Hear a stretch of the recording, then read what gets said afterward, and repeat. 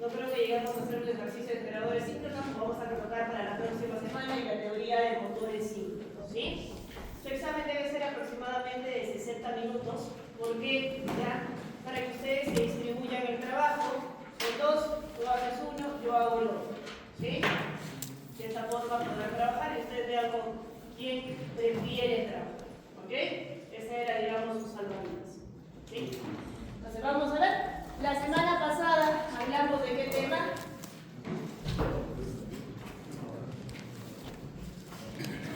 ¿De qué tema hablamos la semana pasada?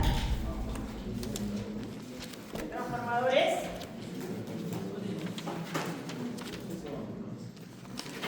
¿De motores DC? ¿De qué tema hablamos la semana pasada? Vamos. Motor de inducción, ¿cierto? Dijimos que el motor de inducción tenía muchas ventajas, por eso sigue siendo una de las máquinas más utilizadas, ¿cierto? Hay algunas que quieren reemplazar al motor de inducción, ¿no? Pero todavía no, tienen algunas falencias, ¿no? Todavía el motor de inducción sigue siendo la máquina más utilizada, ¿sí? La máquina o el motor de inducción se divide en dos tipos. ¿Se acuerdan de esos dos tipos? Jaula de arcilla y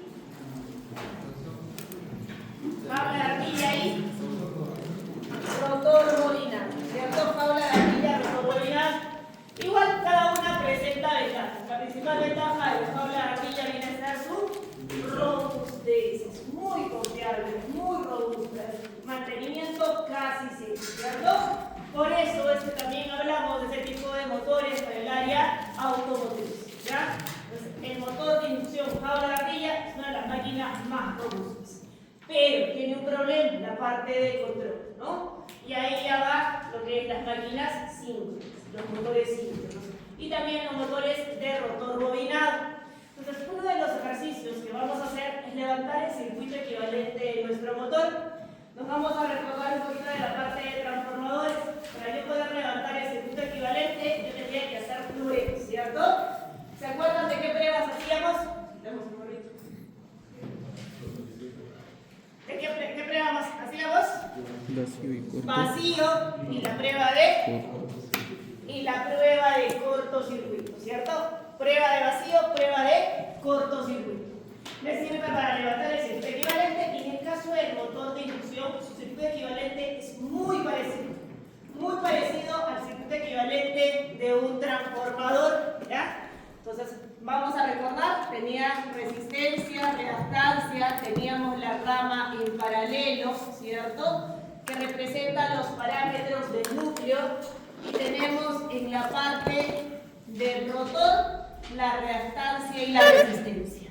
¿Cuál es la diferencia que ustedes ven con relación al transformador?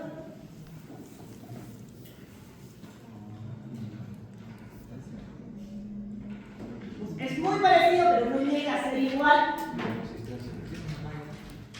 ¿Cuál es la diferencia que ven? La resistencia al final. ¿Qué significa? Que está en corto, ¿cierto?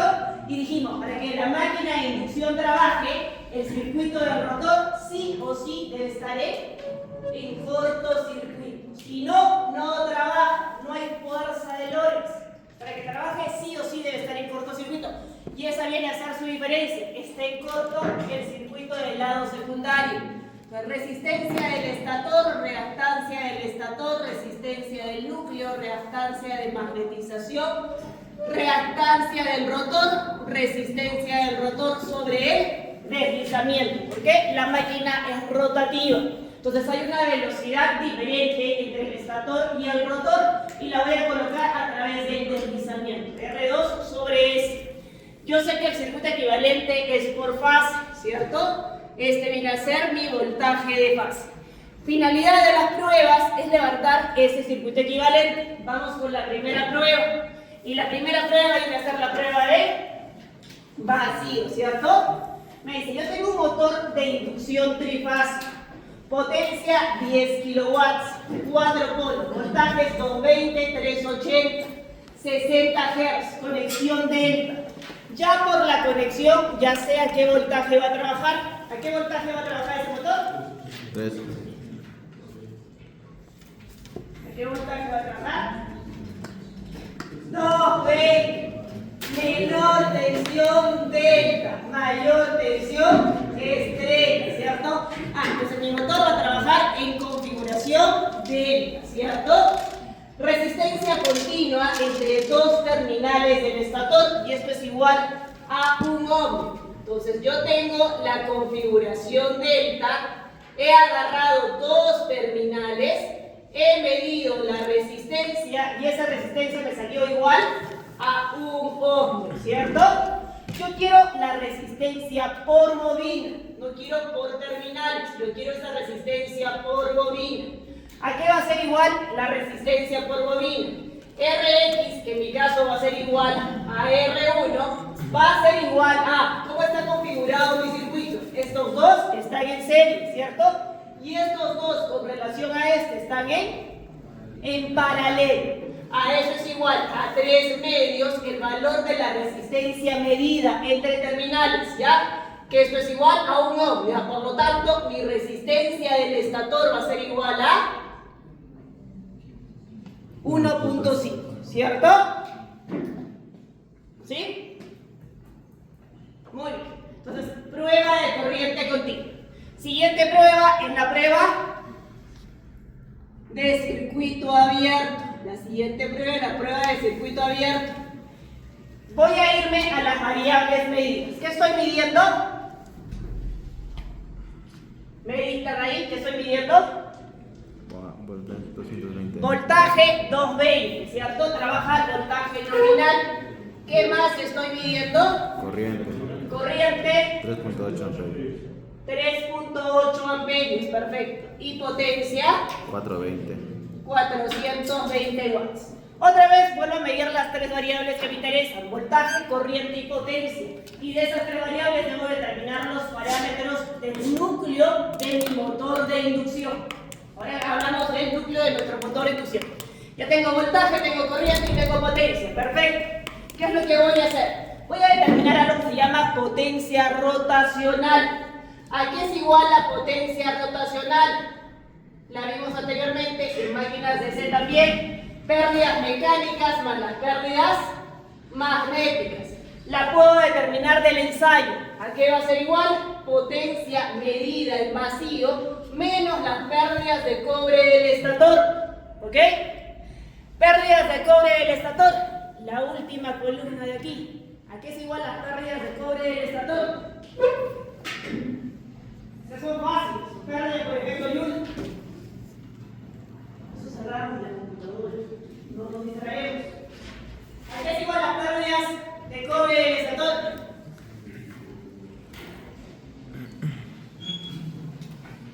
¿Nada? Potencia de vacío, 420. Recuerden, cada vez que le digan pérdidas por efecto Joule, es corriente al cuadrado por resistencia. Pérdidas por efecto Joule, pérdidas eléctricas, corriente al cuadrado por resistencia. Pero mi motor es monofásico, no es trifásico. Entonces, 3 veces la corriente al cuadrado por el valor de la resistencia. 3 veces. ¿Cuánto es mi corriente? 3.8. ¿Cuánto es la resistencia? 1.5. Perfecto. Me ayudan con los valores. ¿Cuánto sería mi potencia rotacional?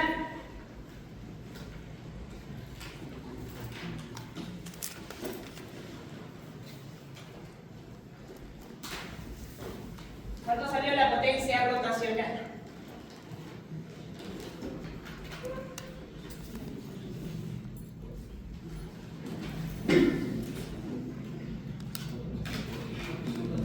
¿Cuánto? 402.9. 402.9 watts viene a ser la potencia rotacional. ¿Qué es la potencia rotacional? Dijimos las pérdidas mecánicas para las pérdidas magnéticas, ¿cierto? Pérdidas mecánicas para las pérdidas magnéticas. Esa viene a ser mi potencia rotacional. Ok, ahora ¿qué voy a determinar? ¿Para qué me sirve determinar la potencia rotacional? ¿Ya? Para yo poder separar las potencias. En el caso del transformador no hacíamos eso. En el caso del motor sí debemos hacer eso, porque me es un poquito más difícil determinar las pérdidas magnéticas y las pérdidas mecánicas, ¿ya? Por normativa, a esas se van a llamar pérdidas adicionales con carga. Entonces, ¿qué voy a hacer? Las voy a separar de la potencia medida en vacío, ¿ya? Por eso es que colocamos aparte la potencia rotacional. Vamos a irnos a lo que es la impedancia. La impedancia, bastante sencillo, otra vez, impedancia de vacío. Yo sé, voltaje sobre corriente, nada más, ¿cierto? Lo que tengo que tener cuidado es que los valores son de fase, siempre de fase. Allá, por lo tanto, voltaje vacío de fase sobre corriente vacío de fase. ¿Cuál es mi voltaje de fase?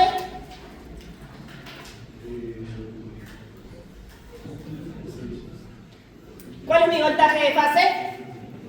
220, pero la conexión es delta, ¿cierto? Mi voltaje de fase es 220. ¿Cuál es mi corriente de fase?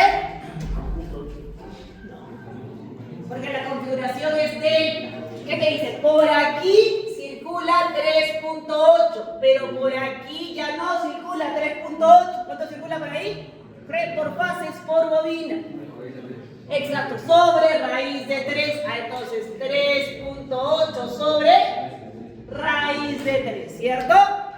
¿Cuánto es esa impedancia en vacío? 3, 2.19, ¿sí? Perfecto. Entonces la impedancia en vacío es igual a 2.19. Esa le voy a decir que es igual, por simplificación, a X1 más XL, ¿cierto? ¿Está bien el valor? ¿Me confirman? Perfecto. Entonces 2.19. Confirmado. ¿Sí? 220 que es por raíz de 3 sobre 3.8. Como quiera en realidad. ¿Sí? ¿No ese valor? Está muy chiquito. A ver, vamos a ver. 100.17. 100.27. ¿Y quién confirmó mal? Confío. ¿Quién confirmó mal?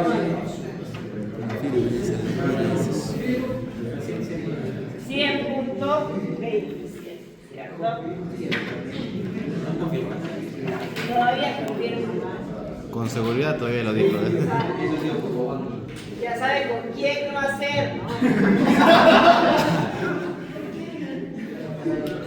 Ok, ya tenemos. La impedancia entonces vacío es igual a 100.27, ¿ya?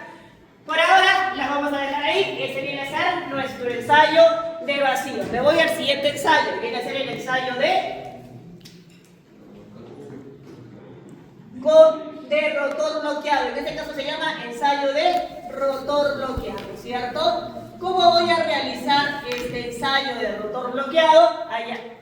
Voy a conectar una carga a mi motor y voy a trabar mi motor, ¿ya? Voy a ir aplicando voltaje poco a poco, pero no debe moverse el eje del motor hasta alcanzar el valor de la corriente nominal.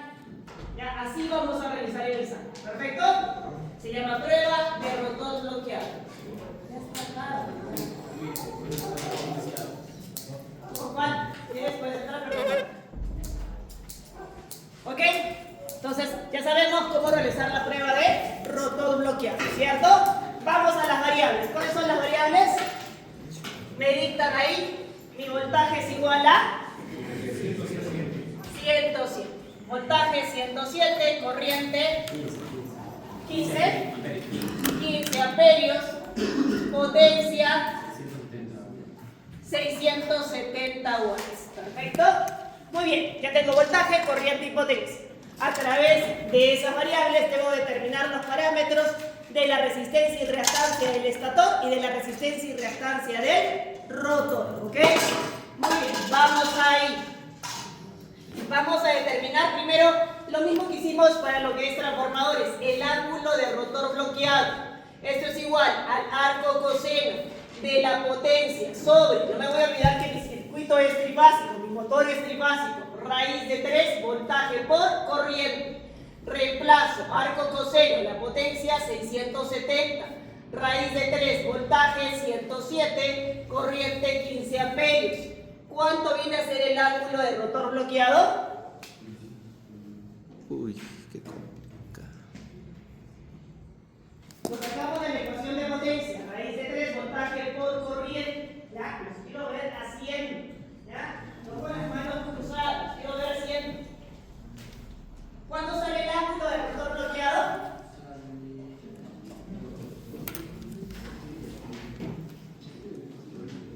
¿Cuánto salió?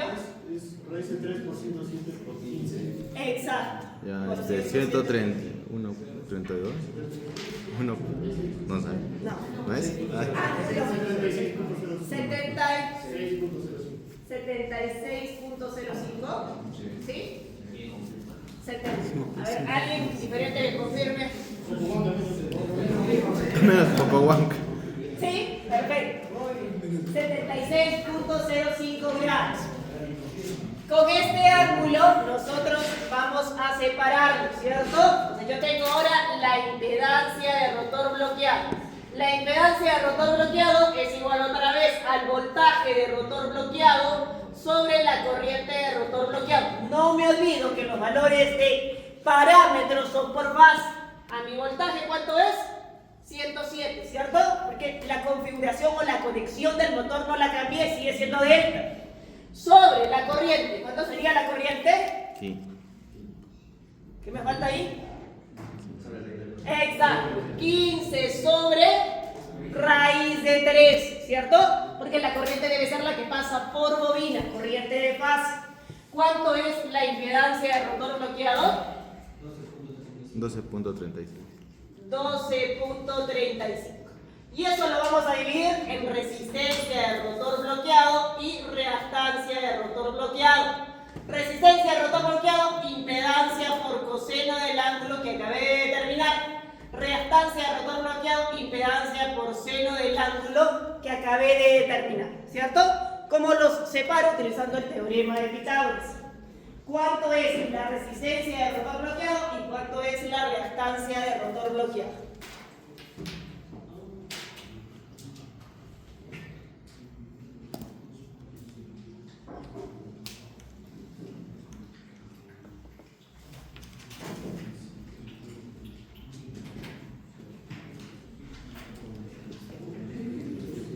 ¿Cuánto le salió?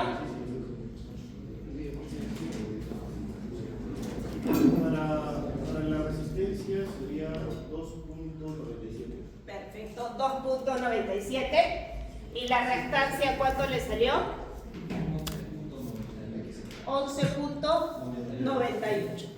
11.98. Perfecto, ya tengo la resistencia y la reactancia de rotor bloqueado, ¿cierto? ¿A qué es igual este valor? Esto es igual a R1 más R'2, ¿ya? ¿Por qué le coloco el prima? Porque esa resistencia está siendo vista ¿por quién? Por el estator. Todas las variables han sido medidas en el estator.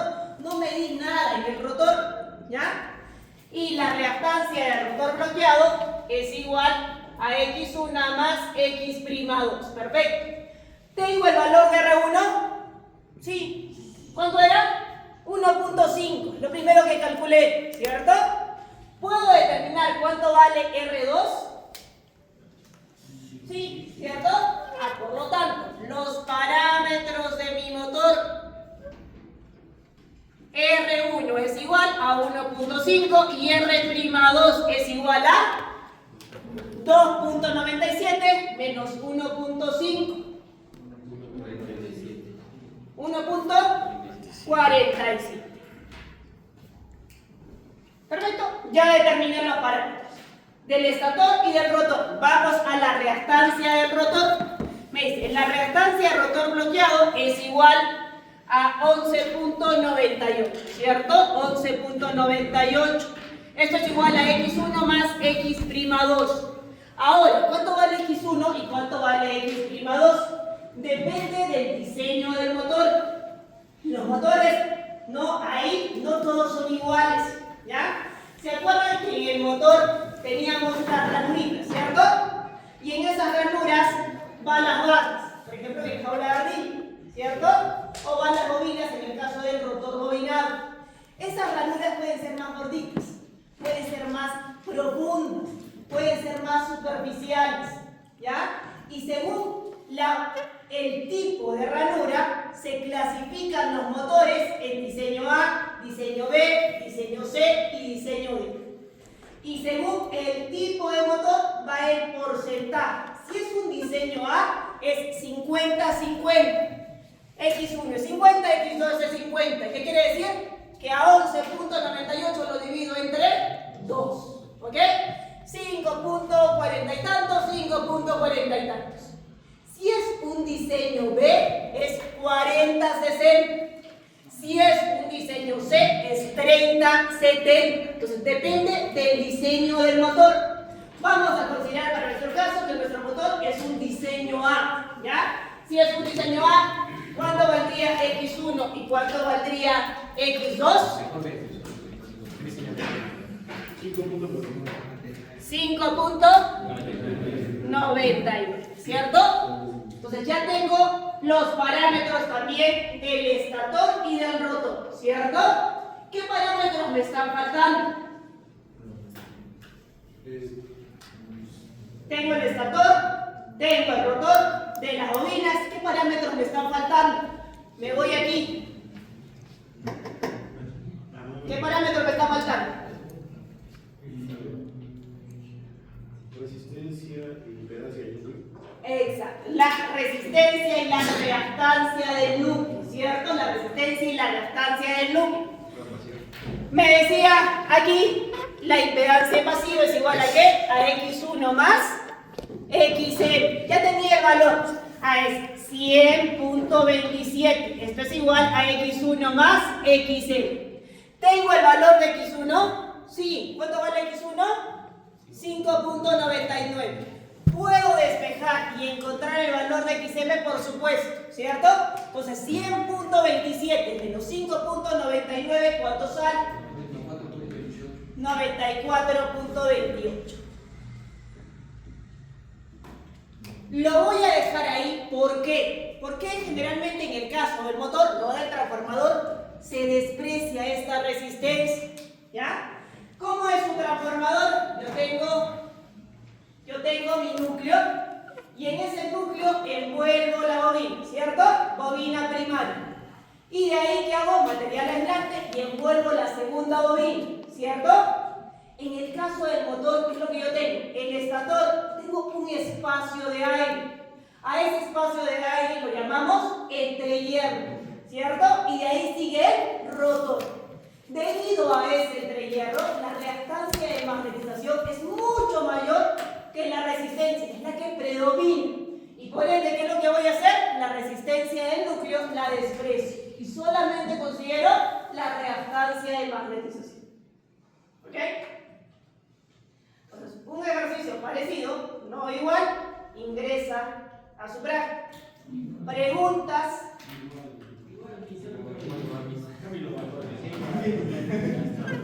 Preguntas para pasarnos al siguiente tema. Sí, diría si fuera una configuración estrella. Si fuera configuración, es lo que generalmente les hago, ¿ya? Les cambio la configuración. Si era delta, les paso estrella y ya todo pues. ¿Qué es lo que tengo que hacer? Mi voltaje, ¿qué voy a hacer? 220 sobre raíz de 3. Y la corriente la dejo tal como está. ¿Ok? Otra pregunta.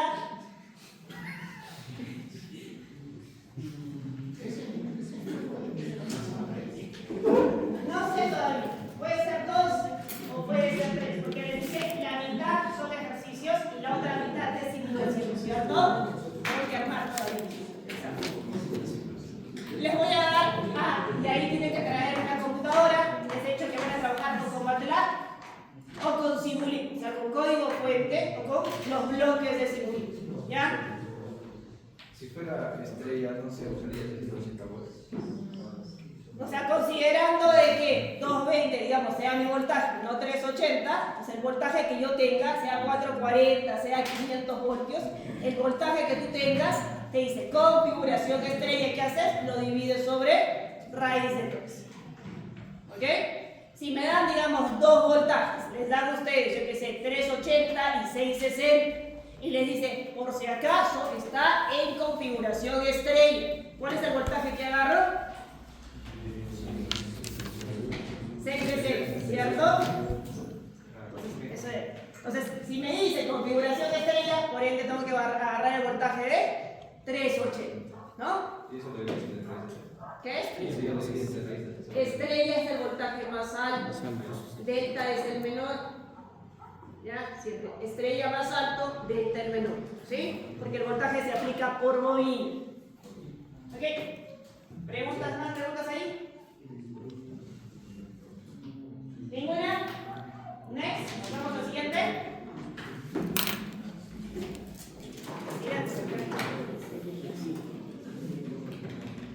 Entonces pasamos al siguiente tema.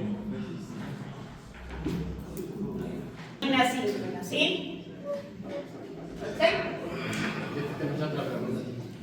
¿Qué?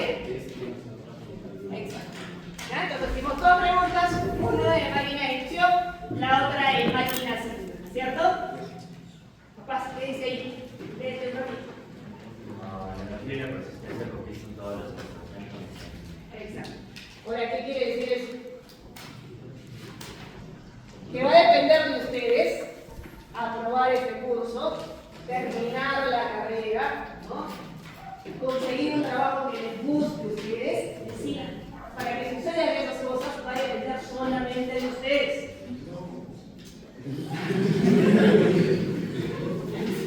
Va a depender del trabajo de ustedes, ¿sí? ¿Qué dijo? No, ya está perdido. Nos vamos a nuestra máquina síncrona, ¿ya? Puede ser un condensador, ¿ya?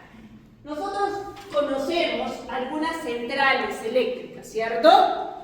¿Conocen algunas? ¿Me pueden decir algunas?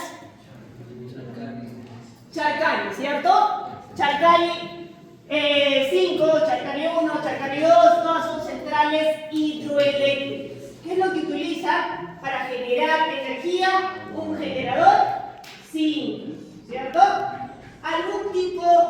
¿Alguna otra central eléctrica cuyo principio de funcionamiento sea diferente? La central térmica de Mollendo. Ya tenemos la central térmica de Mollendo, saliendo de Mollendo rumbo hacia Mejía, al lado izquierdo, ¿ya? Para ver en la parte de arriba es una central térmica que trabaja con a vapor, ¿ya? Con turbinas a vapor. ¿Qué utiliza para generar energía eléctrica?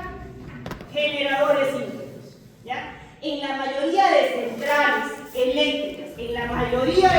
eléctricas, vamos a ver siempre generadores síncronos, ¿ya? Otro tipo de central, ustedes, yo qué sé, ahorita haberla visto, conocen, que hayan escuchado. ¿Qué otro tipo de centrales tenemos? Las hidroeléctricas, perfecto, Charcani. Las térmicas, otras más. Una cosa eólica. ¿Otra más? ¿No más? Eólicas, perfecto, ¿no? Esas grandes turbinas eólicas que ahora van a colocar una planta en Arequipa, vamos a ver qué se dice que han estado transportando. Pero no sé ahora si el estudio, ¿no? Porque para que funcionen esas centrales eólicas, yo tengo que tener, 1, uniformidad del viento, 2, densidad de aire, ¿ya? La van a colocar por Chivay, creo que por ahí hay una zona plana, ¿ya? Pero ahí la altura es es mucho más todavía que la de aquí, entonces no cumple tal vez esa condición, ¿ya? Nuestras centrales eólicas que tenemos aquí se ubican en el centro del país y en el norte del país, ¿ya? En el lado del mar, ¿ya? O sea, a 0 metros sobre el nivel del mar, ¿ya? Cumplen las mejores condiciones. Ahí, ¿qué se utilizan? También generadores síncronos, ¿ya? Pero, ¿cuál es el problema? El generador síncrono es muy costoso. Voy a utilizar uno más robusto porque el mantenimiento lo voy a hacer una vez al año. ¿Qué utilizo? Generadores asíncronos, ¿ok? Entonces, pero también podemos encontrar algunas con generadores síncronos. ¿Alguna otra central? ¿No hay más centrales?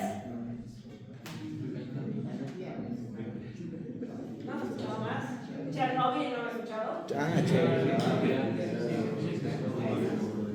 Centrales nucleares que utilizan generadores. En la mayoría de centrales eléctricas alternativas, convencionales, se utilizan generadores síncronos, ¿ya? En las centrales térmicas que utilizan estos materiales biodegradables, ¿ya? Que hacen que son biocombustores, también se utilizan generadores síncronos. En la única que no se utiliza son en las centrales solares. Ahí no, la fuente de energía viene a ser los paneles solares. En el resto utilizamos generadores síncronos, ¿ok? Entonces es una de las máquinas más utilizadas para generación. Es una de las máquinas más utilizadas para generación, ¿ya? Podemos tener, por ejemplo, en esta imagen, nuestro generador síncrono de 1 megawatts. ¿Grande? Sí, ¿no? Pues sí, bastante. Nuestro motor síncrono de un molino de bolas, porque ahí se utilizan también los motores síncronos, el molino de bolas de 600 kilowatts. Nuestro molino de bolas, ¿perfecto?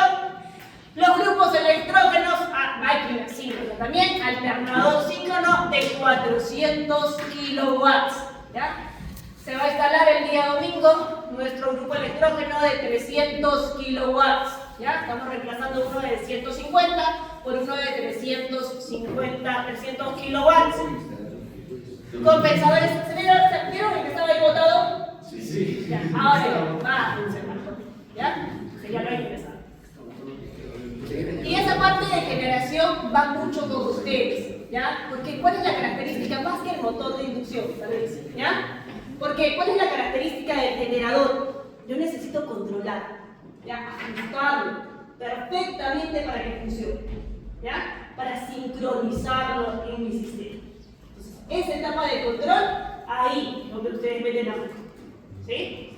Entonces tenemos ahí compensadores también síncronos, ¿no? De 1 megawatt.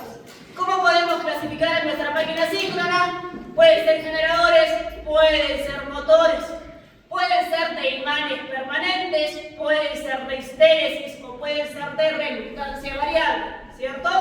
Dijimos que estos dos de aquí han comenzado a intentar reemplazar al motor de inducción, pero todavía no. ¿Ya? ¿Por qué? Porque tienen la parte de control y esa la hace un poquito más sensible. Y el motor de inducción es uno de los motores más robustos todavía. ¿Ok? Vamos a ver un poquito cómo funciona esa máquina.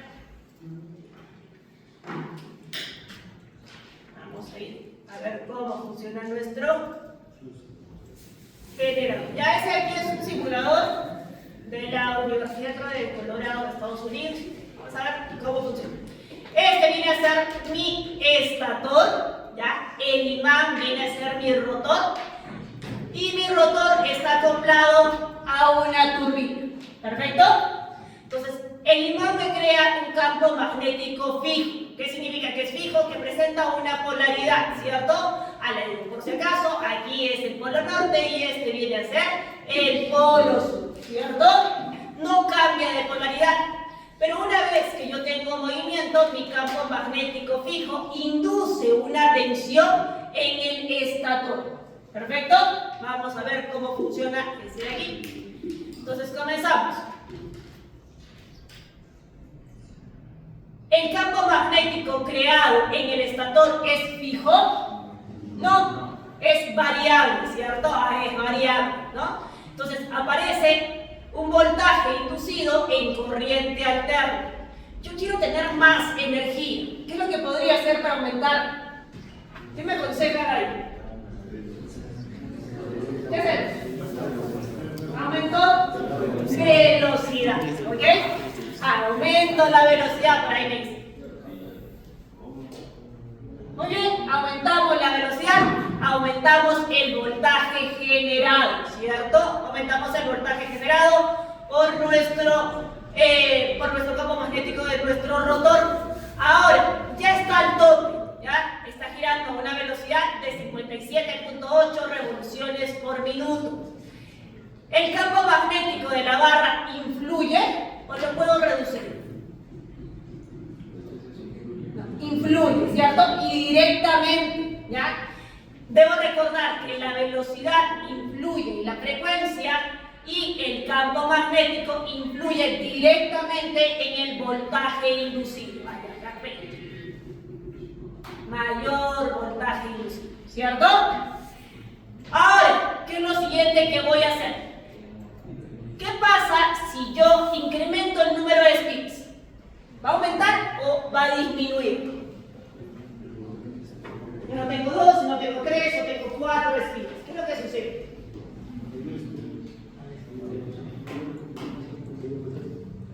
¿Qué es lo que me decía Fara?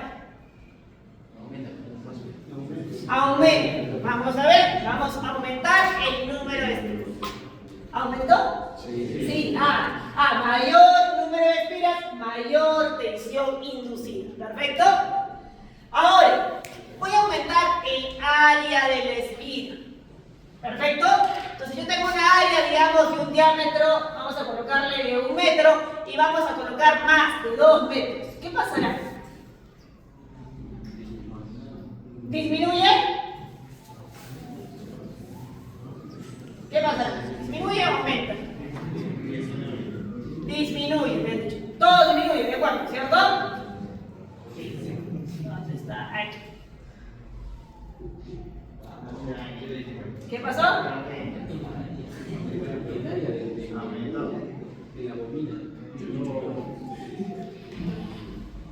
¿Por qué? Porque tiene más por dónde circular la corriente, más campo magnético que agarra, ¿cierto?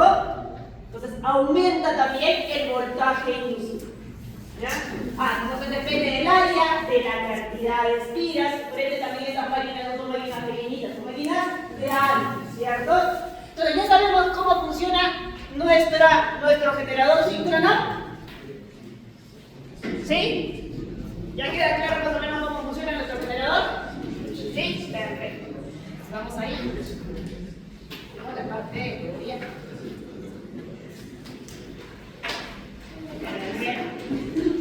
Nuestro generador síncrono.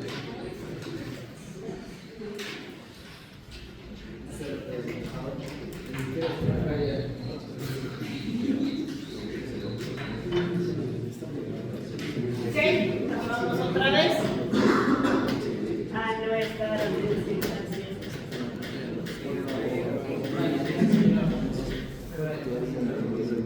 Entonces, ¿qué puedo decir acá del generador?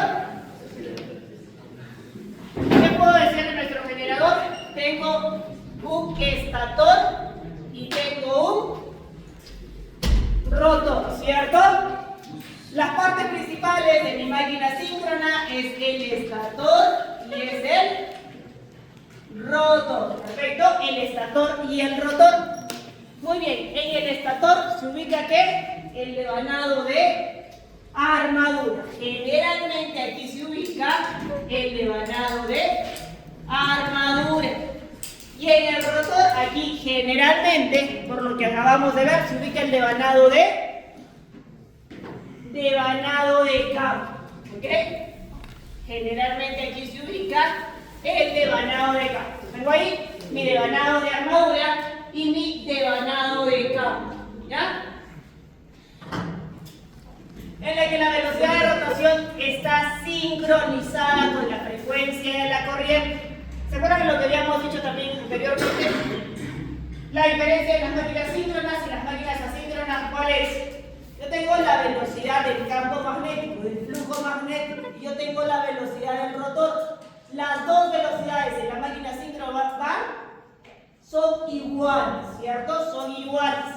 ¿Y a qué depende esa velocidad? Decíamos, la velocidad de sincronismo es igual a 60 veces la frecuencia sobre la cantidad de pares de polos, ¿cierto? Entonces ya tengo cuáles son los componentes. Tengo el estator, en ese se ubica el devanado de armadura. Tengo el rotor, en ese se ubica el devanado de campo, ¿cierto? El devanado de campo se alimenta en corriente continua. También no me voy a olvidar, son dos circuitos eléctricos. El rotor, el devanado de campo en DC y el estator en AC. Aparece un voltaje en AC, ¿cierto? Y tenemos, además del estator y el rotor, ¿qué tenemos? Exacto, nuestro sistema de excitación, la excitatriz, ¿ya? Y la excitatriz va a ser el elemento más importante para ustedes, ¿ya? ¿Por qué es el elemento más importante para ustedes, la excitatriz? Porque voy a controlar, es la máquina que me permite controlar. ¿Y cómo lo puedo controlar? A través de la excitatriz, ¿ok? Entonces, mi máquina síncrona, en el caso de un generador, tiene dos entradas. Siempre dos entradas. ¿Cuáles son las dos entradas? La primera entrada que vimos ahí, ¿cuál era? En esa simulación.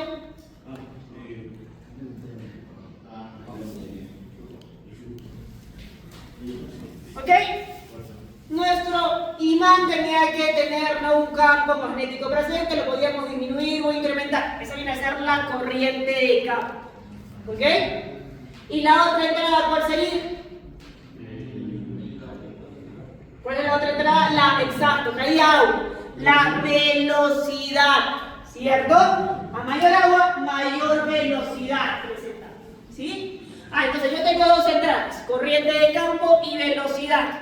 Cada una de ellas influye directamente sobre una variable de salida, ¿ya? En el caso de la corriente de campo, sobre el voltaje terminal. Por eso es que la lámpara aumentaba mucho más. Y en el caso de la velocidad, sobre la frecuencia. Porque es que la máquina síncrona puede llegar a ser muy fácil o muy complicada, ¿ya? Nosotros vamos a construir nuestro propio generador síncrono, ¿sí? Y voy a acoplarlo a la red. Voy a acoplarlo en media tensión. En media tensión son 10 kilovoltios, ¿ok? Yo tengo que llevarlo exactamente a 10 kilovoltios. ¿Qué pasa si yo lo llevo a 8 kilovoltios? No va a arrancar lo suficiente. Mi generador ya está trabajando, pero en lugar de 10 tiene 8 de salida. Cuando él ingrese otra vez, siempre me dice, el hilo se rompe por el lado más débil, ¿cierto? ¿Quién es el que va a fallar? Nuestro pequeño generador que está ingresando. Nuestro sistema es enorme, ¿ya? A nuestro sistema le llamamos barra infinita, es enorme. Él no va a sufrir. ¿Quién va a sufrir?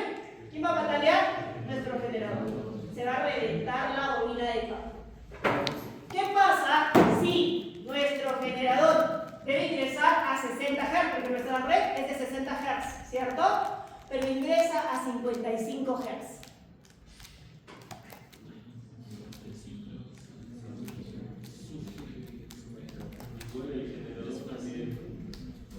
¿Qué va a pasar? ¿Va a poder acoplarse al sistema? No, no se va a poder. Y otra vez, la frecuencia va relacionada ¿con quién? Con la velocidad. ¿Y la velocidad que viene a ser en sí? La máquina prima, su turbina. Entonces, ¿qué va a hacer? Va a reventar la turbina. ¿Ok? Entonces, por eso es que puede ser muy sencillo, puede ser muy complicado. ¿Ya? Y ustedes tienen que controlar, ¿ya?, esas dos entradas para sus dos salidas. Entonces, ¿qué es lo que voy a hacer? En el caso del voltaje, utilizo la excitatriz, que hay un sistema de control que viene a ser el ABR, la regulación de voltaje automático. Mido la salida, veo cuál es el valor, ingreso o CT, ¿cierto? Ajusto el valor. Y en el caso de la velocidad, utilizo un gobernador para controlar, para regularlo a la frecuencia deseada. ¿Sí? Ya sabemos, tenemos esos tres elementos principales, ¿ya? Este viene a ser nuestro estator, igual, ranuras totalmente distribuido, ahí se colocan las bobinas, y ahí aparece un voltaje inducido, y a ese voltaje inducido se le llama fuerza electromotriz, ¿ya? Nos vamos al rotor. En el caso del rotor, me dice, por si acaso, tú vas a tener dos tipos de rotor, ¿ya? Uno que se llama de polos lisos y otro que se llama de polos salientes, ¿ok? Uno es polos lisos y el otro es de polos salientes. Fácil de reconocerlo, sí. ¿Ven ahí? Este debería ser el de salientes, ¿no? Cuando vean paquetes de bobina, esos son polos salientes, ¿ya? En el caso de las máquinas síncronas de polos salientes, tengo una gran cantidad de polos, enorme cantidad de polos, ¿ya? Tengo 28, tengo 48, tengo 60 polos, ¿ya?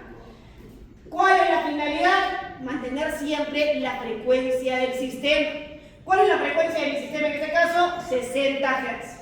Me voy a la ecuación. NS es igual a 60 veces la frecuencia sobre la cantidad de polos.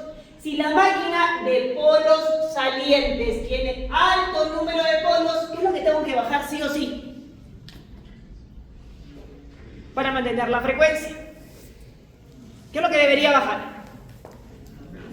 La velocidad. Son máquinas que tienen gran número de polos, pero que van a bajas velocidades. Característica de la máquina síncrona de polos salientes. Vamos a la de polos lisos, que es la siguiente, ¿cierto? Máquina de polos lisos. Tiene 2, 4 u 8 polos. Poca cantidad de polos. Por lo tanto, baja el número de polos. Me voy a la ecuación de la velocidad. ¿Qué es lo que tiene que cambiar? La velocidad. ¿Qué va a pasar con la velocidad? Aumenta. Alto número de velocidad. Velocidades muy altas en esta máquina, ¿cierto? Entonces, característica de la máquina, perfecto. Máquina de polos salientes, máquina de polos lisos, ¿ya? Aquí, ¿qué máquina sería? Salientes, ¿cierto? Paquetes. Cuando vean paquetes, son máquinas de polos salientes. Pueden ser de eje vertical o pueden ser de eje horizontal, ¿ya? Máquina de polos salientes. Trabajan a gran número de polos, 16, 32, y trabajan a bajas velocidades, ¿cierto? Las máquinas de polos lisos, aquí tenemos poca cantidad de polos, pero trabajan a altas velocidades, ¿ok? De ahí, ¿qué es lo que tenemos? Yo necesito alimentar esta bobina. Como sea, necesito alimentar esa bobina. Esa bobina, dijimos, ¿se alimenta en corriente alterna o en corriente continua? Se alimenta en continua, ¿cierto? Yo necesito llegar hasta aquí, hasta la bobina. ¿Cómo lo puedo hacer? Me dice, hay dos formas. De forma estática, vas a utilizar un transformador, un rectificador, lo vas a pasar a DC, ya tal como hacemos en el E5, ¿ya? Aquí vas a tener dos anillos deslizantes a través de unos carbones y vas a inyectar corriente DC. ¿Fácil? Sí, ¿cierto? Pero hay un problema. Los carbones. ¿Qué pasa con los carbones? Se desgastan. Es un dolor de cabeza. Los carbones son un dolor de cabeza. Se desgastan. Entonces, yo no voy a parar la central hidroeléctrica Charcani para cambiar carbones, ¿no? En la vida, ¿no? Eso no puedo hacer. Entonces, ¿qué es lo que hacemos en ese caso? Utilizamos puentes rectificadores montados sobre el eje de la máquina. ¿Sí? Ya eso se le llaman diodos rotativos. ¿Okay? Ya no hay carbones. Ya tengo que bajar, ¿no? El tiempo de tengo que, mejor dicho, eliminar que haya mantenimiento constante en esa máquina. ¿Perfecto? Muy bien. Tenemos nuestra máquina síncrona. Dijimos, en el rotor se alimenta en DC, se le llama inductor. En el estator se tiene el levanado de armadura, se le llama inducido. En DC hay frecuencia. No, nunca hay frecuencia. Frecuencia cero. En AC hay frecuencia. Sí, puede ser 50, puede ser 60 Hz, ¿ok? En el caso del inducido, nuestras bobinas están distribuidas en todo el núcleo del estator, bobinas en ranuras. En el caso del rotor, del inductor, tenemos dos formas, o polo liso o polo saliente. Si es polo liso, ¿qué dijimos? Van distribuidas también, ¿cierto? Pero si es de polos salientes, que tienen paquetes, ¿cierto? Y esas se llaman bobinas polares. ¿Estamos? Entonces, esa debe ser la construcción de nuestro rotor, ¿ya? Aquí hay algunos videos, ¿ya? Después, si no les paso, y de ahí vamos a los puntos característicos, ¿ya? De la máquina. Les voy a colocar un video bastante corto. ¿Ustedes saben cuál es la central hidroeléctrica más importante del Perú? ¿Saben cuál es la central hidroeléctrica más importante del Perú?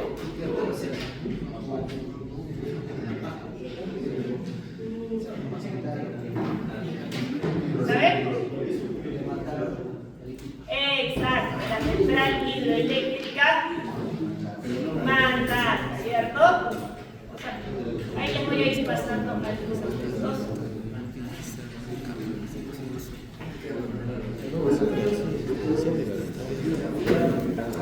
La central hidroeléctrica más importante del Perú se llama Santiago Antúnez de Bayol, ya es el nombre, pero nosotros la conocemos como Manta. Tiene una potencia instalada de más de 700 megawatts. ¿Ya? ¿Se acuerdan cuánto habían visto ahí? Uno, ¿cierto? Y dijimos, hace un montón, un megawatt es enorme. No, esa ahí tiene una potencia instalada de más de 700 y tantos megawatts. Se construyó una central aguas abajo que se llama Restitución, que la suma de los dos llega a 1008 megawatts. ¿Ya? Las centrales hidroeléctricas generan energía a muy bajo costo. Toda esa energía eléctrica es enviada hacia Lima, hacia el centro del país. Por ende, los precios llegan a ser diferentes. ¿Ya?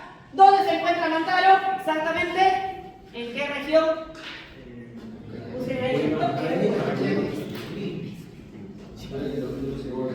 Al toque, para eso busquen ¿dónde queda Mantaro?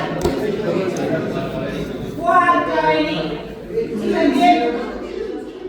Y también deben haber escuchado que Huancavelica es una de las zonas más pobres del país, ¿cierto? Pero para ahí no va la energía eléctrica, va para el centro del país. Por lo tanto, Huancavelica paga mucho más sus recibos que lo que hace Lima. ¿Ya? Depende de la central que alimentes. ¿Ya? Entonces, si nosotros somos alimentados por centrales térmicas, pagamos más. Si somos alimentados por centrales hidroeléctricas, pagamos menos. ¿Ya? Entonces hay una diferencia de costos. ¿Ok? Entonces, esta central, dijimos la central hidroeléctrica Santiago Antúnez de Bayol, 1008 megawatts. Fuera del país, ¿han escuchado otra central? La de China. ¿Cuánto es la de China?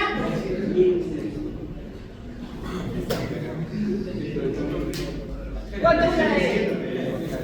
Exacto.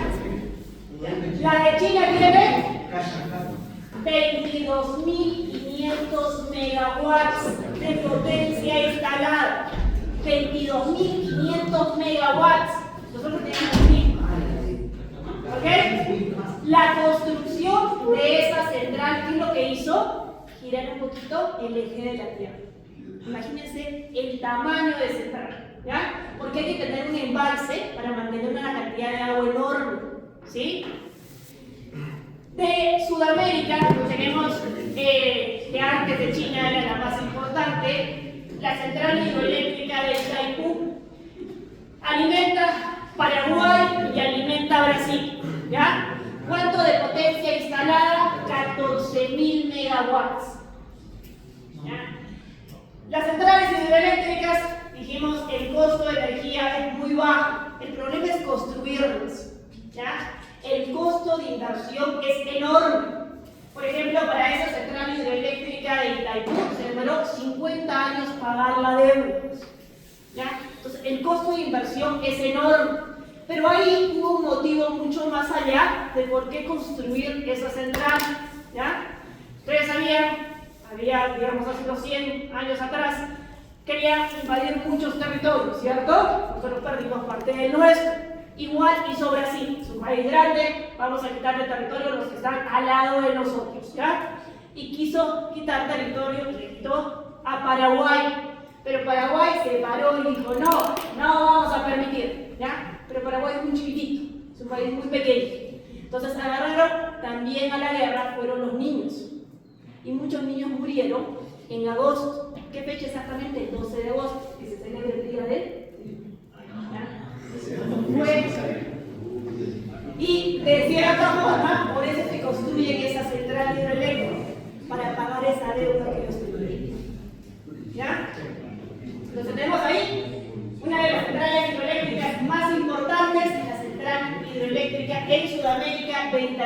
con 14.000 megawatts.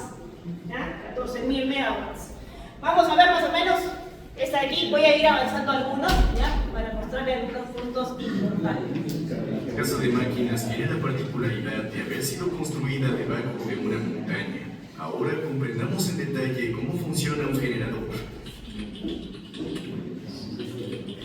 Desde el embalse hasta la turbina, el agua viaja a través de una tubería grande y pesada, llamada conducto forzado. Su función es canalizar y presurizar el agua, dirigiéndola con una inmensa fuerza hacia las aspas de la turbina. Una vez que el agua llega a la turbina, comienza el proceso de conversión de energía. Las presas hidroeléctricas utilizan diferentes tipos de turbinas, pero la turbina Francis es la más utilizada debido a su notable eficiencia de hasta el 90%. Se clasifica como una turbina de salto medio a alto.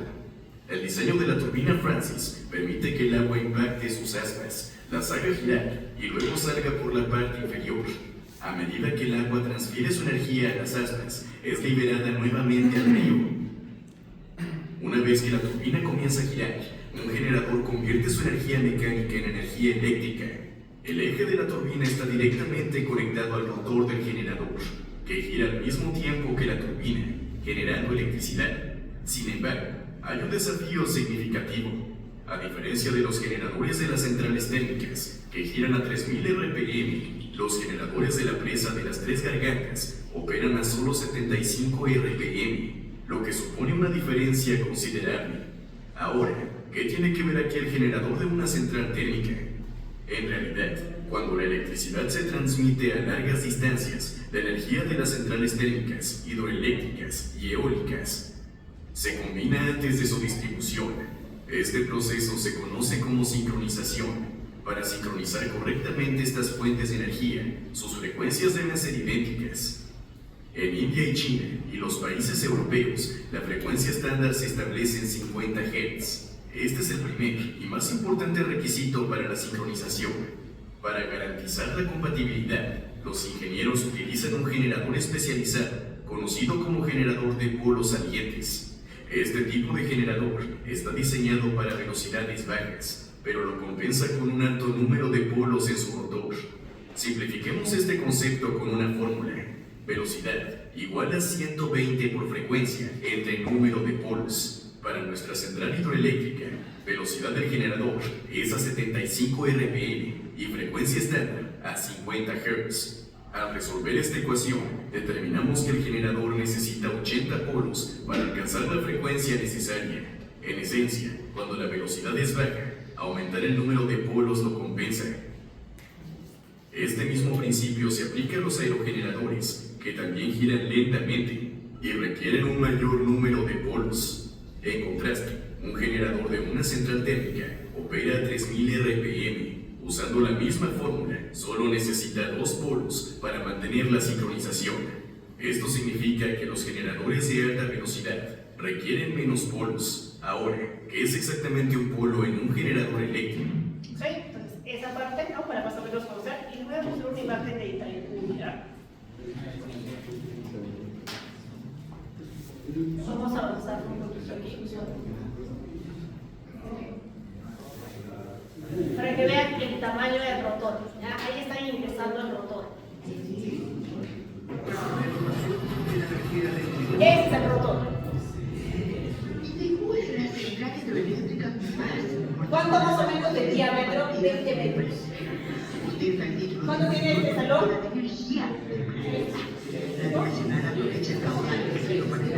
Imagínense, un diámetro de 20 metros. Transforman energía del agua en energía eléctrica para ambos países. Ahí justo lo que hace es ingresar el rotor. De potencia instalada y con solo una unidad. Lo que se mira en la parte de arriba es la parte más complicada. Después de la construcción de la central, de la parte mecánica, lo más difícil es la parte cuando ingresa el rotor. Tratado compuesto por 3 anexos. Este es el rotor. Pues ahí para ingresar nuestra máquina, ¿ya? Pues ahí para que conozcan más o menos de qué potencias estamos hablando. ¿Alguna pregunta ahí?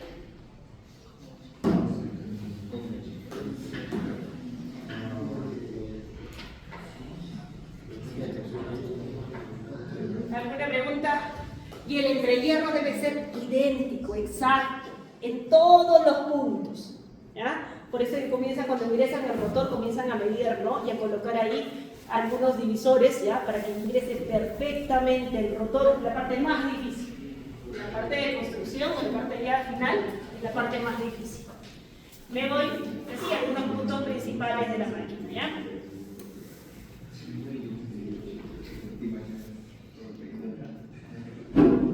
Ok, ahí igual les he puesto algunos datos de un generador y también para que vean las variables con las cuales se trabaja. Me dice, ¿cuál es la potencia nominal de mi generador síncrono? 150 megavolt-amperios, ¿cierto? ¿De qué corrientes estamos hablando? 5.773 amperios, ¿ya? Entonces, ¿cuál va a ser el voltaje, ¿no? A 15.000 voltios. Eso viene a ser los datos con los que se trabaja en mi generador. Y la excitatriz también tiene valores bastante altos, ¿ya? Corrientes, por ejemplo, de 1250 amperios, ¿ya? Es la que ustedes deben controlar. Aquí los datos ya de un grupo electrógeno, ¿ya? Aquí los datos ya de un grupo electrógeno.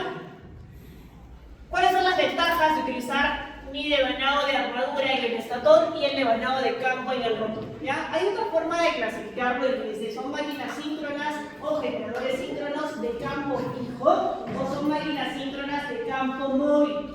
Todo lo que yo les he mostrado son máquinas síncronas de campo móvil. ¿Qué quiere decir? Que la bobina de campo se ubica en el rotor. ¿Ya? Eso quiere decir que la bobina de campo se ubica en el rotor. En algunos casos, la bobina de campo se ubica en el estator, en algunos casos, ¿ya? Pero me dicen, no, es mejor colocarla en el rotor. ¿Por qué? ¿No? Primero, reactancia de armadura reducida. ¿Se acuerdan qué era la reactancia?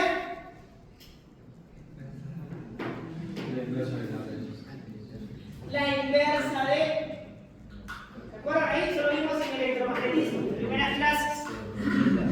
Es la posición que presenta un cuerpo, ¿no? Un material al paso del flujo magnético, ¿cierto?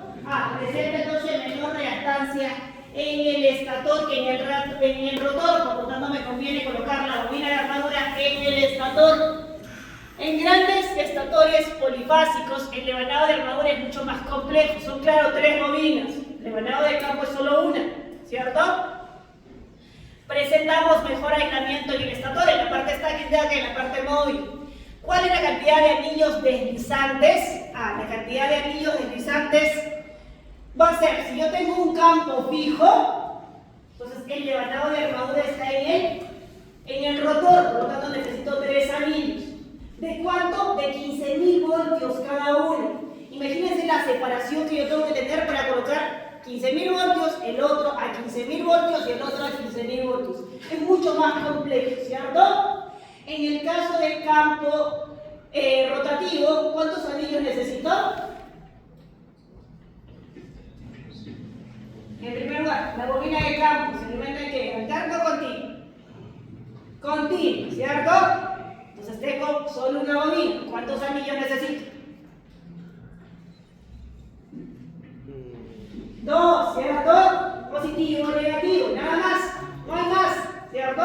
Entonces hay 2 anillos, mucho más sencillo colocar 2 anillos a voltajes menores de 5 kilovoltios que colocarlo a voltajes mayores de 15 kilovoltios. Aislar del eje los anillos también es un problema, ¿ya? Las máquinas primas, ¿qué viene a ser la máquina prima? Yo necesito 2 entradas. Una de las entradas es la velocidad. ¿Cómo consigo o llego a esa velocidad? ¿Cómo lo llevo a 1000, a 1500, a 75 RPM? ¿Cómo lo llevo a esa velocidad?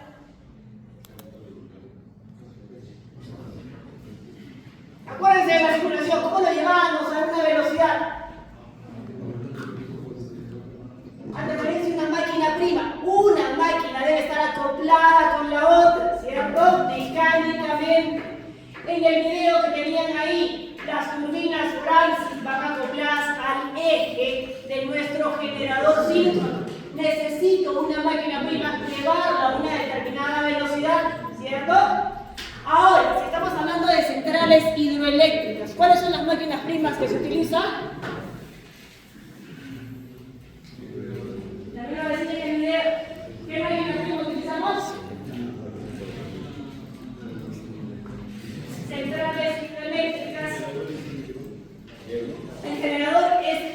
la máquina que me va a generar de la salida de energía eléctrica.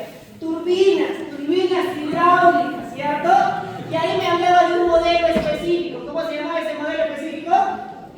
Turbina Francis, ¿cierto? Turbina Francis, turbinas hidráulicas. Necesito turbinas hidráulicas para máquinas de polos salientes porque tienen que ir a bajas velocidades para entrar otra vez en sincronismo, ¿cierto? Hay solamente ese tipo de turbinas en varias. Las más utilizadas, las Pelton, que tal vez la hayan escuchado, las Kaplan y las Francis. Hay otras más, sí, hay otras más. En el caso de nuestra central hidroeléctrica más importante, Mantaro utiliza Pelton. En el caso de Charcani utiliza Pelton. ¿Ok? A grandes caídas o saltos de agua. En este caso 700 metros de salto de agua. En este caso no tenía ese salto de agua. ¿Cierto? Ahí va mejor una Francis. Y en las centrales térmicas, ¿qué máquina síncrona utilizo? Todo lo que son centrales térmicas, incluidas centrales nucleares. Turbinas a vapor, turbinas a gas, ¿cierto? Que alcanzan altas velocidades en los grupos electrógenos. ¿Qué utilizo? ¿Cuál es mi máquina prima? De Caterpillar. ¿Cuál es mi máquina prima? Motor diésel, ¿cierto? Un motor diésel. Necesito llevarlo a una alta velocidad, ¿sí? Entonces tengo que saber qué es una máquina prima, ¿ya? Si va a ir a altas o bajas velocidades, ¿ya? Y nos van a poder diferenciar al toque, centrales hidroeléctricas, polos salientes, centrales térmicas, todas las que tengamos, polos lisos, ¿ok? ¿Qué más? Mis generadores síncronos, ya también los puedo diferenciar al toque. Si son de máquinas de polos salientes, su longitud axial, este es el eje, ya, vamos a decir, este es el eje. Su longitud axial es muy chiquitita, ¿ya? Pero su longitud radial es enorme, ¿ya? Entonces, ¿qué quiero decir? Las máquinas de polos salientes son gordas y chatitas, ¿sí? Las máquinas de polos lisos, su longitud axial es esto. Es mayor que su longitud radial. Son flaquitas, ¿cierto? Son flaquitas y son largas. Entonces, son diferentes. Puedo diferenciarlas, ¿sí? Entonces ahí, máquina de polos lisos, máquina de polos salientes. Estas de aquí, ¿qué son? Salientes, paquetes. Estas que son lisas, ¿cierto? Entonces, a esto le llamamos longitud axial. ¿Ok? Entonces, hay diferencia en máquina de polos lisos y máquina de polos salientes, por supuesto que sí hay diferencia. Polos salientes, alternadores accionados por turbinas hidráulicas, gran velocidad, velocidades muy bajas, no puede ser hasta menos de 100 RPM, como el ejemplo que estaba ahí, de 75 RPM. Trabaja con 15 hasta 60 polos, buena ventilación, rotores de hasta 20 metros de diámetro. Máquina de polos lisos, altas velocidades, 1800 o 3600, 1500 y 3000 corresponden a una frecuencia de 50 Hz, nosotros tenemos 50 Hz. Trabaja con 2 o 4 polos, presenta ruido por turbulencia, mala ventilación, ¿ya? Característica de máquina de polos lisos, característica de máquina de polos salientes. Vamos a ver algunos puntos principales y ahí les voy a hacer algunas preguntas, ¿cierto? No vamos a terminar de hacer más. Entonces, ¿qué me dice? 1. La máquina gira a una sola velocidad. ¿Qué viene a ser? La velocidad de sincronismo, ¿cierto? Que viene a ser la velocidad de sincronismo. El campo girante entre hierro y rotor va a la misma velocidad. Como muchas máquinas rotativas, la máquina síncrono puede trabajar como generador. Puede ser un generador o puede ser un motor, ¿cierto? Puede ser un generador o puede ser un motor. ¿Qué más me dice? Todas las centrales, o la mayoría de centrales, ¿qué tipo de máquina utilizan? Máquinas síncronas, ¿cierto? Los motores síncronos son utilizados, sí, me da un ejemplo al inicio. ¿Dónde utilizaban motores síncronos?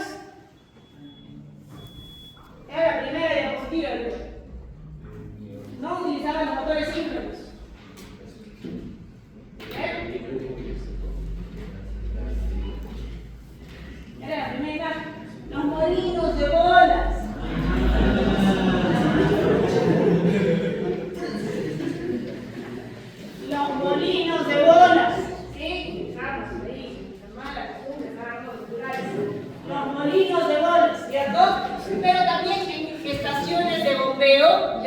también se utilizan motores síncronos porque son los que tienen mejor control.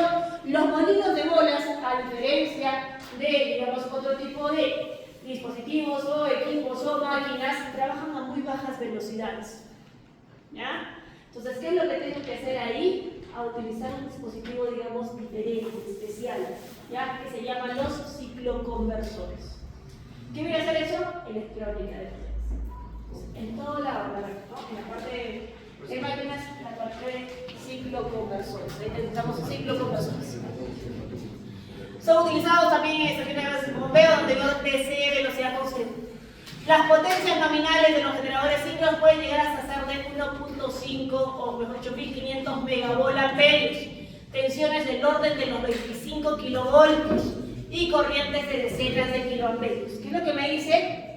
Tu generador síncrono va a tener de salida 25 kilovoltios y 1500 megavolt-amperios.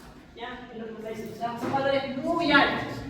La potencia que necesita el sistema viene a ser de la excitatriz entre 0.2 y 3% estos valores.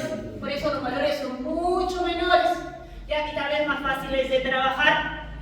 La excitatriz principal a veces suele ser otro generador síncrono, pero cambiado de campo fijo. ¿Ya? Por eso es que también se lo estudia. ¿Qué más me dice? Una característica de mi motor síncrono es que puedo operar con factor de potencia variable. Y esa viene a ser una de sus ventajas. ¿Ya? Que la diferencia de la máquina de inducción. ¿Qué significa factor de potencia variable? Mi motor, ¿qué es lo que hace? Tengo un motor que hace, absorbe energía activa, ¿cierto? Absorbe energía activa. Pero este mismo motor puede absorber reactiva o la puede drenar. O sea, puede trabajar como bobina o puede trabajar como capacitor. ¿Ya? Y esa viene a ser su gran diferencia con relación al resto de máquinas. Puede trabajar como un compensador síncrono. ¿Sí? Para el motor síncrono, los polos del rotor con una fuente de corriente continua y el estator con una fuente de corriente alterna. ¿Qué es lo que me está diciendo? Tiene otra vez doble alimentación. El motor asíncrono, una alimentación. El motor síncrono, doble alimentación. Armadura en AC y campo en DC. El flujo resultante de estos dos me crea el torque del motor. La máquina síncrona sin carga se le llama capacitor síncrono. La máquina va a una sola velocidad, es muy constante, ¿cierto? Entonces hay hiperestaciones de bombeo. Muy bien, entonces ya tenemos esa parte de aquí. Les voy a hacer unas preguntas, ¿ya? Antes de irnos al circuito equivalente. ¿Sí? Vamos a hacerles unas preguntas y ahí entramos a la parte del circuito equivalente. Vamos a cerrar esta de aquí.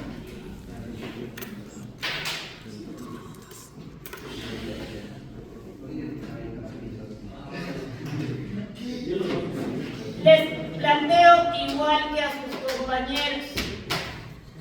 Quieren que sea, digamos, pueden ganar 2 puntos a más en la cuarta práctica, ¿ya? O pueden, ¿cómo se llama?, perder 2 puntos en la cuarta práctica. Supongamos a ver esta es su cuarta. Con solamente un punto, ganamos de acuerdo. ¿Ya lo hicieron? ¿Confían ustedes? Las preguntas son del tema que hemos hablado hasta el ratito. Máquina síncrona. ¿Confían o no confían en ustedes?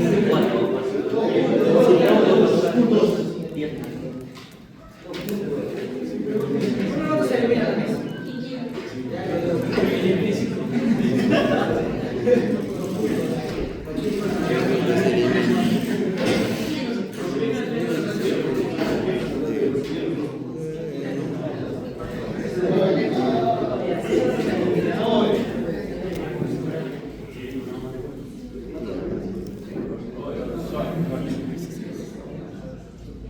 ¿Ok? ¿Ya decidieron? Para eso me cierro las computadoras, los celulares, los teléfonos, me colocan a un lado los celulares, ¿sí?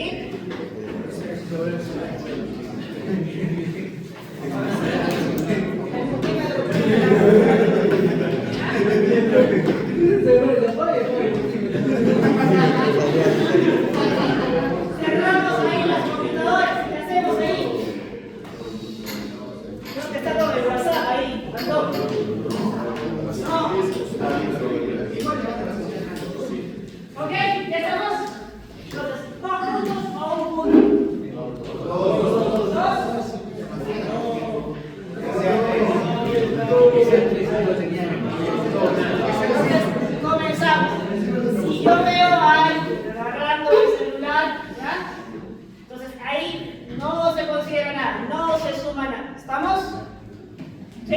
Ya, muy bien. Comenzamos. ¿Por qué no es suficiente usar una batería para suministrar la corriente continua al rotor de un generador síncrono? Recitadores. A, B, C o D. Agarramos.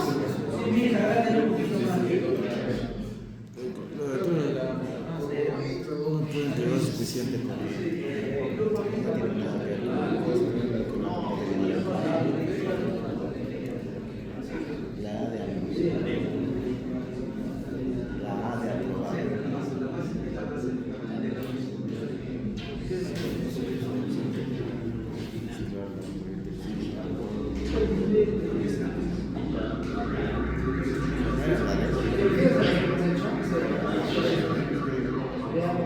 ¿Ok? Vamos. A, B, C o D. ¿Son?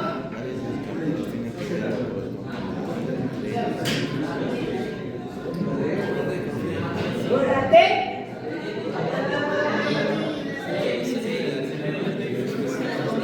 ¿E o D? ¿D?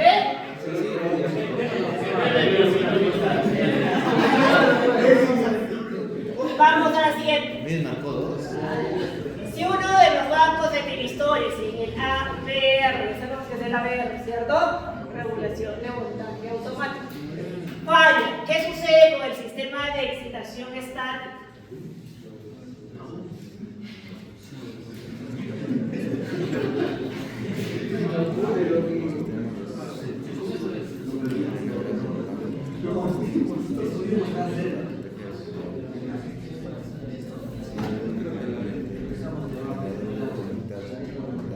¿Cuál color? A, B, C o D. La B.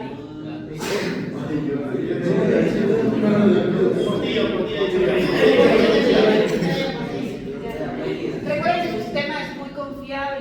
O sea, ocurre una falla, va a colapsar todo lo que está diciendo. 3.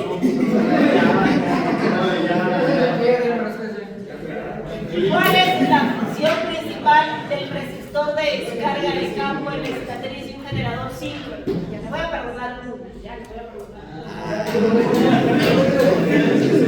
las 5 le voy a preguntar una.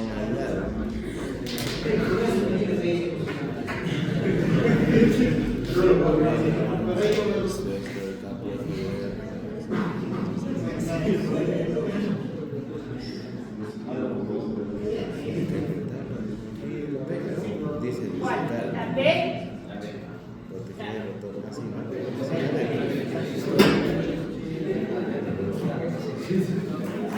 Ok, si en un generador síncrono la tensión de salida cae por debajo del valor nominal debido a un incremento repentino de carga, ¿cómo responde el sistema de excitación estática?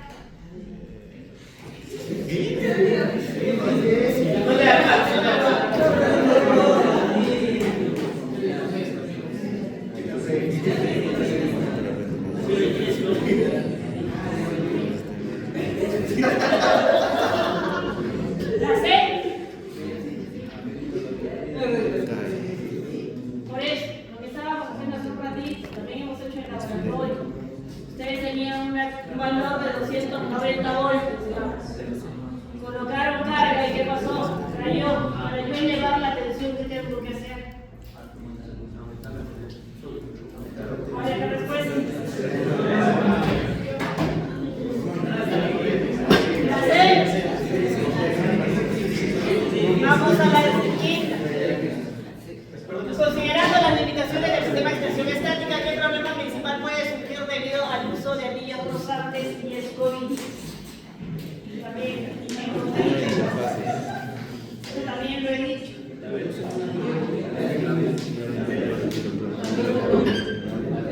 ¿La B?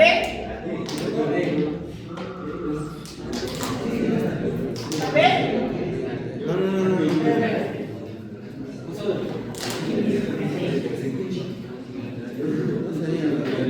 La D. Bueno, está entre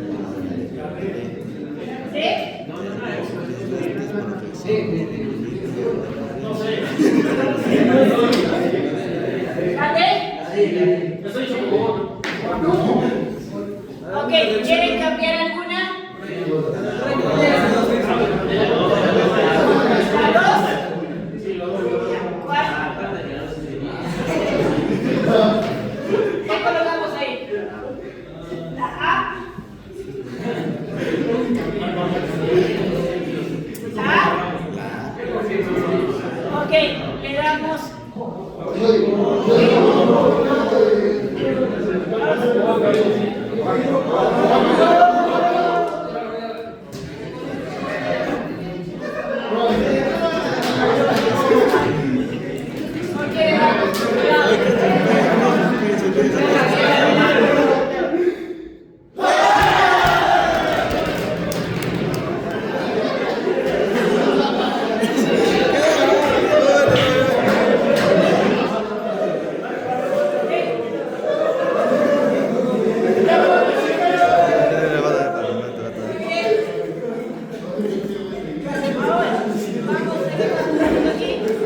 A ver, silencio, tengo que entregar los exámenes.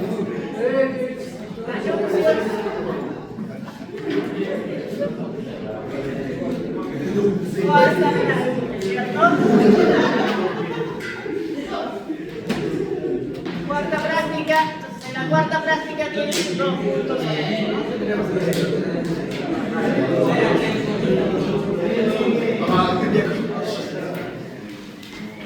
Ok, de ahí me voy a ir a módulos. ¿Se les ha dejado un trabajo la semana anterior? No. Los ejercicios serían de 4 y 4 puntos, son 8 puntos. ¿Ya? 8 puntos es la simulación, son 16 puntos. Y les voy a dejar un trabajo ahora que vale 4 puntos, en total son 20 puntos. ¿Ok? Vamos ahí. Recuerden que los puntos que ustedes ganan aquí son puntos a más, ¿cierto? Entonces, si tienen 20, no podrían colocar 22, se quedan con 20, ¿no? Pero si tienen 18, pasan a 20, ¿sí? Son puntos a más, entonces se contabilizan ahí. Voy a habilitar este de aquí, ¿ya? Vamos a entrar aquí. Está en la semana 14, ¿ya? Revisar el siguiente material y responder las siguientes preguntas. ¿Cuáles son los principales tipos de sistema de excitación para generadores síncronos? ¿Ya? Ventajas y desventajas de los sistemas estáticos versus los rotativos. Hemos explicado mucho de los dos. ¿Por qué elegir un sistema con excitación rápida en algunas aplicaciones? Y les he puesto aquí los materiales. Revisan el material, responden las preguntas a mano. ¿Ok? ¿Por qué estoy colocando el sistema de excitación? Porque les dije, sobre eso ustedes son los que trabajan, sobre la parte de control. ¿Ya? Pues por eso he colocado el sistema de excitación. ¿Sí? Quieren entregarlo hasta mañana, si no me equivoco, a medianoche. ¿Ya? Vamos a ver aquí.